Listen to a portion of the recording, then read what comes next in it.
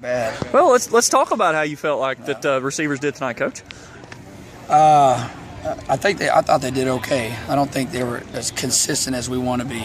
I still think we had too many balls on the ground, and that's something that we're really harping on right now. Is our job isn't to be the big time playmaker or be the big home run guy every once in a while, but our job is to every single play when that ball comes to us is to catch it first, and then whatever God has blessed you with afterwards, go do your thing. And so I think we still had too many balls on the ground, which, if you're striving for excellence, which is what we want, it's okay to be like that. And that's how our room's supposed to be, and that's how it is. And so, but I think overall, don't tell Six this, but I think Six is, he's developing to be a pretty good wideout. And 15 and 81 are pushing each other, which I think is making both of them great, good football players. I think, when you got Tommy inside and you got a couple freshmen that are still pushing these guys, production's going to be the key. And I'm having fun right now. I'm having fun seeing these guys because if they're doing their job, they're pretty special. And I was pretty pleased for tonight. You talked about some of the guys putting balls on the ground and stuff. How about a couple instances where they went up and got balls in jump ball situations? Yeah, those are things that you can only put those guys in situations and talk about it. We do some high ball drills every once in a while to get these guys used to it. But it comes back with that mentality that when that ball is in the air, we're either coming down with it or nobody is. And we prefer coming down with it. And that's our job. And if they're throwing you the ball, if you're the target, and that's your attempt, and that's your job to bring it down. And I think tonight, Devontae, I know Angelo, I wish Angelo had that other one in the back of the end zone over there that he should have gone up and got.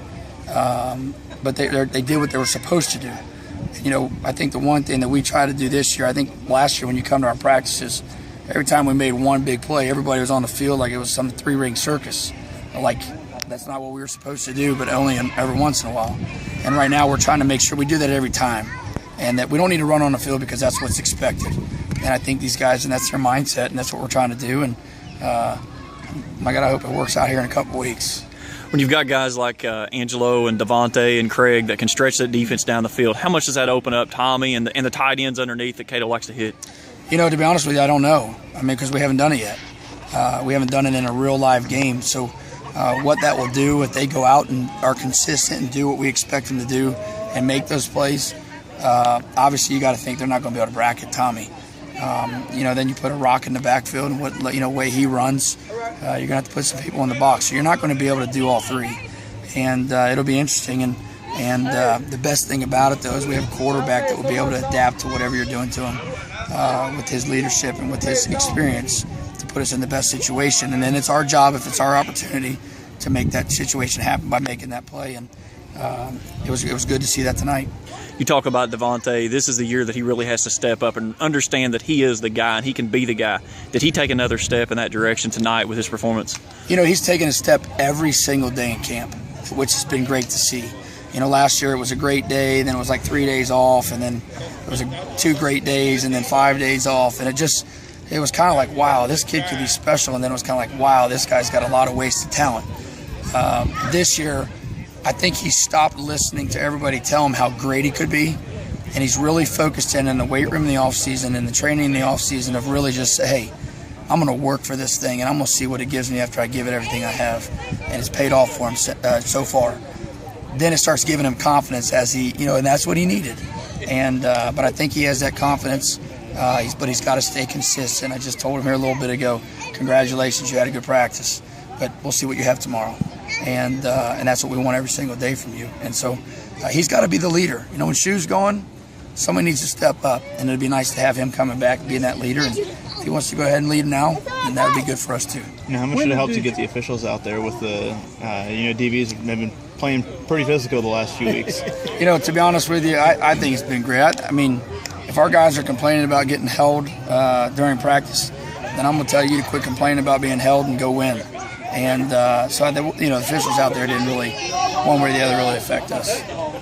When did you all come up and decide, okay, we got good competition between 6 and 15.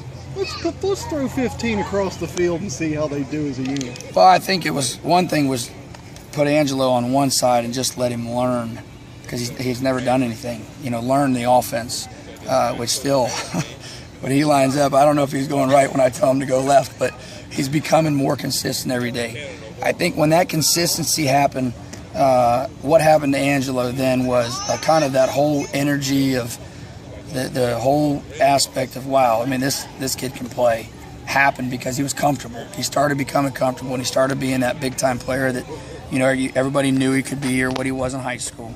And at that point in time, it was kind of like, hey, in the game, it would be pretty neat to have 15 and 6 on opposite sides rather than having them rotate. And if Craig's doing his thing and those two are on one side and Devontae's on another, man, I mean, that's going to be pretty neat, because, you got a dominant corner. Now where are you going to put him? And but we still need 1 or 2 more guys to filter in on the outside to be able to keep these guys, healthy and not tired during games. And so we're still waiting for that production out of our guys behind them. Gator Green made a big play tonight on 3rd and forever and nearly converted it for a first down. And you talked about the kid is speedy, but he's also very shifty, and he used that to his advantage. How much has he really come along in camp and fighting for a place on the field? He's there's